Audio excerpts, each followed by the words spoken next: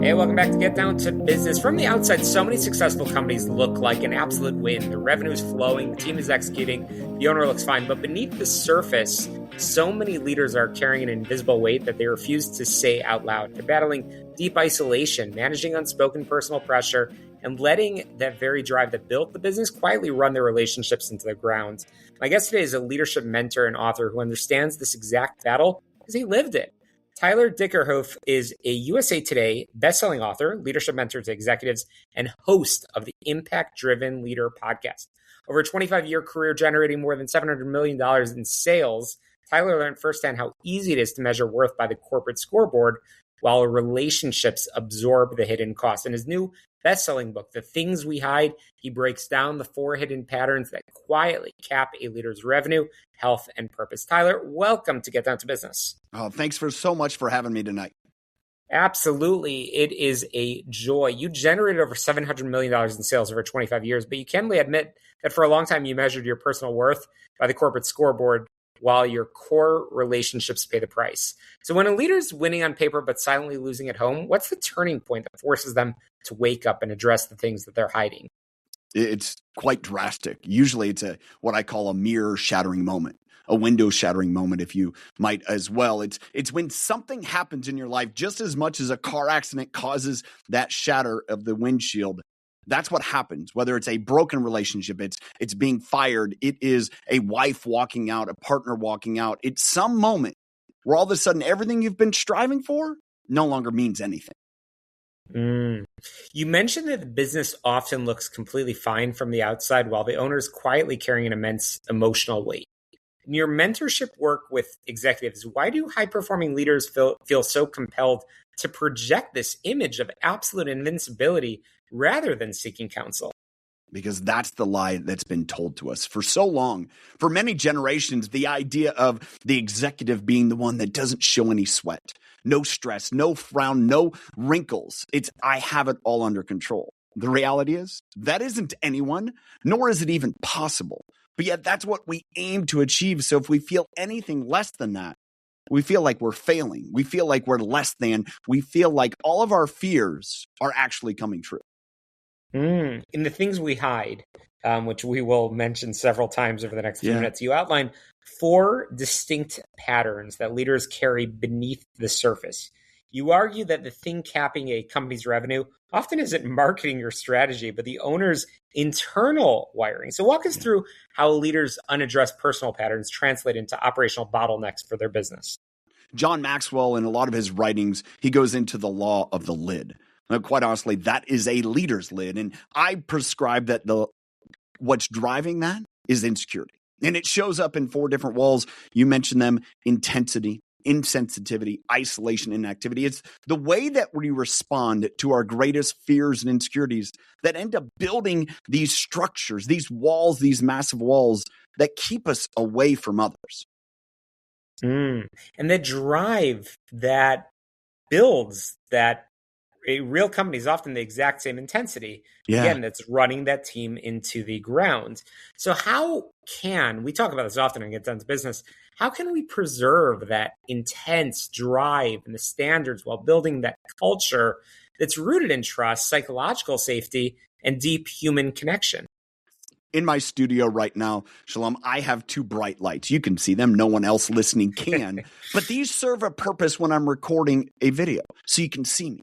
But if I turn them on at 3 a.m. in your bedroom, my bedroom, all of us will make that image. We all know it where you're trying to block it out. That's what intensity feels like in the boardroom, in relationships, and interactions.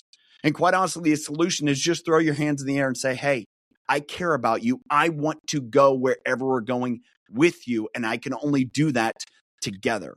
That's such a different perspective than being the bulldozer that will push and run through any obstacle in their way. That's what we don't have tolerance for anymore in our society, because that's lonely. It's lonely for the leader. It's lonely for everyone else too. Tyler, this is amazing. And I love that you have a podcast, the Impact Driven Leader podcast, where you've interviewed countless top tier performers. What would you say is the common denominator among leaders who manage to scale massive businesses while keeping their integrity, families, and souls intact. And the biggest thing there is they understood quickly they couldn't do it alone, meaning that they had to reserve to the fact they're good at some things and not good at others. And instead of faking and trying to hide it, they own it. And they put people around them that are great at things they're not great at. I call it being the sharpest knife in the kitchen rather than all the utensils in the drawer. If I describe to you and the listeners where to go to the kitchen and find the sharpest knife, you can quickly go find it. But if I ask you, just go get me a utensil in the drawer and pick a special one, you don't have one. Because that's what it's like in life. Be the sharpest knife and understand as an executive, as a leader, your ability to be that sharp knife gives purpose to everyone else around you. The book is in the things we hide. And I want to make sure that we make this really practical for our listeners that want to put something into action. Yeah. We're going to cut to our break in a minute and continue our conversation with you, Tyler. But if a business owner is listening right now and realizes that they've been hiding their internal struggles from their team and family, what's the very first step that they should take tonight to start reversing that trend? Understand you're not alone. Every person that has lived, breathed, walked on this earth has faced fears and insecurities as well. So just that in and of itself, I found is solace for people. And then the next thing is find someone and admit it. And this is what's going to happen. They're going to say, thank you. I knew it was something. I just didn't know what it was. Absolutely. In your book, you discuss how leaders often spend years managing their personal flaws instead of facing them.